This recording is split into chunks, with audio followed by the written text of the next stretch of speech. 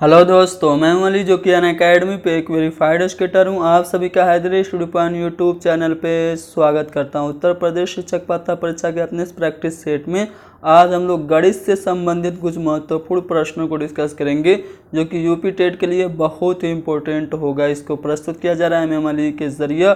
आप लोग मुझे अनअकैडमी पे फॉलो करें और हमारे YouTube channel Haidari study point को ज़रूर सब्सक्राइब करें। यहाँ से आपको उर्दू, हिंदी, अंग्रेज़ी, मैथमेटिक्स और इन्वायरमेंटल स्टडीज़ के लेसन्स और कोर्सेज आसानी से दस्तयाब हो जाएंगे। तो चलिए शुरू करते हैं। आज का हमारा पहला सवाल कहा जा रहा है किसी संख्या के 60% का 3/5वां भाग 36 है तो वो संख्या ज्ञात कीजिए। मान लेंगे क्या है वो संख्या x है। x का 60%, प्रतिशत का मतलब होता है बटा में 100, अतः हम कह सकते हैं x गुणे 60/100। अब इतने का 3/5 यानी कि x गुणे 60/100 गुणे 3/5 करेंगे तो बराबर कितने के होगा, 36 के होगा, क्योंकि प्रश्न में कह रहा है। अब हम लोग यहाँ से x का मान निकालेंगे। कैसे निकालेंगे, यहाँ पे अंश में जो 60 और 3 है उसका पक्षांतर करेंगे तो ये हर में 3 गुणे 60 या फिर 60 गुणे 3 हो जाएगा, और जो हर में 100 गुणे 5 है इसका पक्षांतर करेंगे तो ये अंश में चला जाएगा। ठीक है, अब हम लोग इसको हल कर लेंगे। कैसे करेंगे, 3 से काटेंगे 36 को तो 12 बार में कटेगा। अब 12 से काटेंगे 60 को तो 5 बार में कटेगा, 5 से 5 कट जाएगा और बचेगा हमारा सिर्फ 100, यानी कि x बराबर 100 हमारा आंसर आ जाएगा। यानी कि 100 वो संख्या होगी जिसका 60% का 3/5वां भाग 36 होगा। आप निकाल सकते हैं 100 का 60% और इसका आप 3/5 निकाल सकते हैं। आंसर आपको 36 ही आएगा। चलिए देखते हैं अगला सवाल क्या है। पूछा जा रहा है पाई है। पाई क्या परिमेय संख्या है, अपरिमेय संख्या है या फिर अभाज्य संख्या या फिर पूर्णांक है। तो दोस्तों पाई की बात करें तो ये अपरिमेय संख्या, जबकि जो पाई का मान होता है 22/7 ये क्या है, परिमेय संख्या। क्यों, क्योंकि परिमेय संख्या वो संख्या होती है जिसको आप p/q के रूप में ले सकते हैं और q का मान 0 के बराबर नहीं होता और p और q आपस में दोनों सअभाज्य होते हैं। तो दोस्तों यहाँ पे जो पाई होता है ना उसका एक्यूरेट मान 22/7 नहीं होता है। ठीक है, ये कभी कटेगा ही नहीं, इसलिए हम ये मान सकते हैं कि जो पाई है वो अपरिमेय संख्या है। अगला सवाल ये कि यदि a/3 बराबर b/4 बराबर c/7 हो तो a + b + c/c का मान ज्ञात कीजिए। दोस्तों जब भी आपसे 3 या 4 राशियां बराबर में दी हुई हों तो उसके बराबर आप लोग कांस्टेंट यानी कि स्थिरांक मान सकते हैं। यानी कि आप कह सकते हैं a/3 बराबर b/4 बराबर c/7 बराबर k कह सकते हैं। अब यहाँ से आप a, b और c तीनों का मान निकाल सकते हैं। जैसे यहाँ पे आप देखिए a/3 बराबर k है, k के बटे में आप 1 मान सकते हैं, त्रियक गुणा करेंगे, a का 1 में गुणा करेंगे तो a ही होगा, 3 का k में गुणा करेंगे 3k, यानी कि a का मान आ गया 3k, इसी तरह b का मान 4k और c का मान 7k आएगा। प्रश्न में हमसे पूछा जा रहा है a + b + c/c का मान। a का मान है 3k, b का मान है 4k और c का मान है 7k। सबको जोड़ेंगे 14k होगा, बटा में c का मान 7k लिखेंगे, k से k कटेगा, 7 से 14 को 2 बार में काट सकते हैं, यानी कि जो हमारा आंसर आएगा वो सी वाला ऑप्शन 2 आएगा।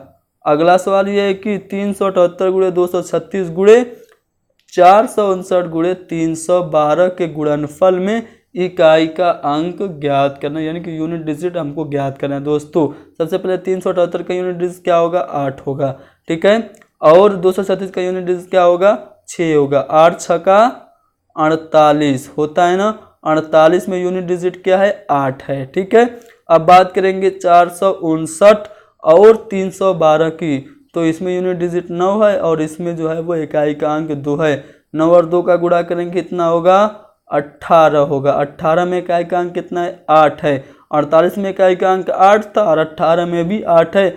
8 में 8 का गुणा करेंगे कितना होगा 64। 64 में इकाई का अंक कितना है 4 है, यानी कि हमारा चौथा वाला ऑप्शन सही जवाब हो जाएगा। अगला सवाल है कि दो संख्याओं के महत्तम समापवर्तक और लघुत्तम समापवर्त्य क्रमशः 12 और 72 हैं। यदि इन संख्याओं का योगफल 60 है तो इनमें से एक संख्या होगी। दोस्तों दो संख्याएं दी हुई हैं जिनका एलसीएम और एचसीएफ हमको पता है और इन दोनों संख्याओं का योगफल भी पता है। तो सबसे पहले दोनों संख्याओं को मान लेंगे।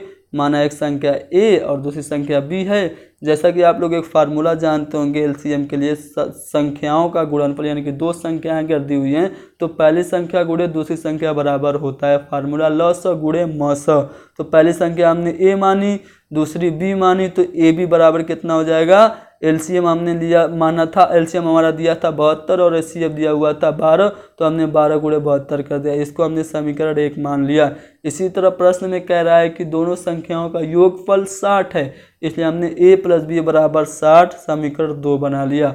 अब दोस्तों आप लोगों को एक फार्मूला पता होगा, a माइनस बी का होल स्क्वायर बराबर होता है a प्लस बी का होल स्क्वायर माइनस 4ab। हमने इस फार्मूले का इस्तेमाल किया। क्यों किया? क्योंकि यहाँ पे हमको पहले समीकरण में ए बी है, दूसरे समीकरण में ए प्लस बी है और इस फार्मूले में हमको उस रूप में यानी कि ए प्लस बी और ए बी के रूप में हमको फार्मूला मिल गया। इस फार्मूले का इस्तेमाल करेंगे। ए प्लस बी का मान कितना है 60 है, तो हमने क्या किया, ए प्लस बी का होल स्क्वायर बराबर लिख दिया 60 का स्क्वायर माइनस 4ab माइनस 4। ए का मान कितना है, ए का मान है 12 और बी का मान है कितना 72। सॉरी ए और बी का मान यहाँ पे नहीं है, ठीक है, ए बी का मान दोनों है, यानी कि एलसीएम और एचसीएफ है कितना 12 गुणे 72। तो हमने यहाँ पे 12 गुणे 72 कर दिया।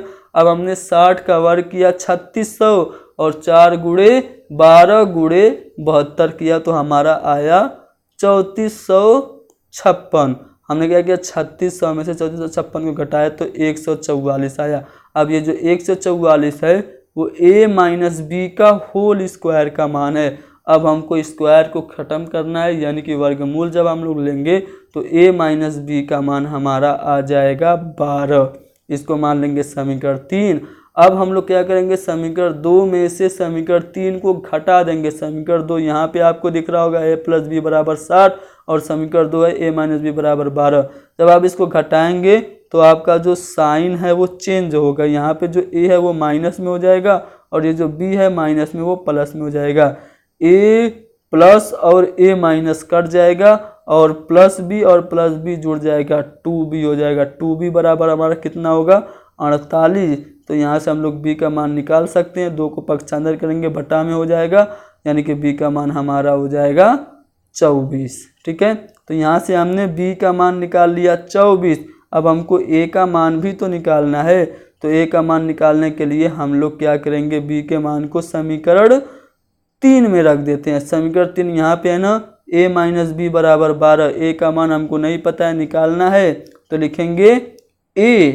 अब माइनस हमने b का मान निकाला है 24, अब बराबर दिया हुआ है 12। यहाँ से a का मान निकल गया, 24 को पक्षांतर करेंगे प्लस 24 और उसमें 12 को जोड़ देंगे, यानी कि a का मान 36 हो जाएगा।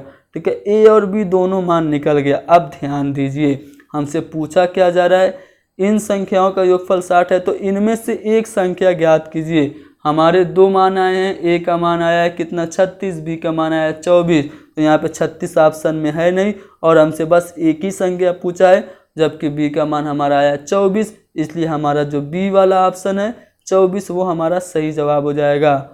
अगला सवाल ये है कि एक शिक्षक ने ब्लैक बोर्ड पर 29 गुणे 4 ज्ञात कीजिए लिखा और एक विद्यार्थी ने गलती कर दी। गलती उसने क्या की, 29 गुणे 4 के बदले उसने गलती से 27 गुणे 4 उतारा और नीचे दिए गए तरीके के द्वारा हल किया। यानी कि उसने 24 में 4 का गुणा किया, 4 7 28 को 8 हासिल 2 को यहाँ पे रख दिया और उसके बाद उसने क्या किया, 4 में 2 का गुणा किया, 4 दूना के 8 और उसमें 2 हासिल जोड़ दिया 10, यानी कि 108। यानी कि उसने जो उतारा क्वेश्चन को वो गलत उतारा, लेकिन उसने जो प्रोसेस अपनाया वो सही अपनाया और उसने गुणा के प्रश्न को उसने सही किया। तो आप एज ए टीचर क्या करेंगे?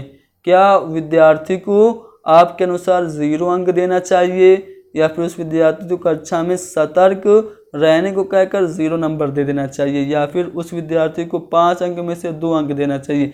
यानी कि उसने गलती की प्रश्न उतारने में, लेकिन उसने प्रश्न तो सही उतारा, तो क्या उसे 5 में 2 नंबर दे देना चाहिए, या फिर यह कारण जानने का प्रयास करना चाहिए कि विद्यार्थी ने प्रश्न को क्यों गलत उतारा तथा उसे सही प्रक्रिया के लिए पूरे 5 अंक देने चाहिए? तो दोस्तों, बच्चे ने गलती की प्रश्न उतारने में, तो आपको ये जानना चाहिए कि उसको गलती कैसे हो गई, लेकिन उसने जो प्रोसेस अपनाया वो तो सही अपनाया ना, गुणा उसने सही किया। तो आपको एज ए टीचर बच्चे का जो सही गुणा था उसके लिए उसको 5 में 5 नंबर देने चाहिए। चौथा वाला ऑप्शन हमारा सही है। अगला सवाल कि यदि किसी वस्तु का क्रय उसके विक्रय मूल्य का कितना हो, 3/2 हो, तो लाभ या हानि प्रतिशत निकालिए। दोस्तों, क्रय मूल्य और विक्रय मूल्य पता है, ठीक है।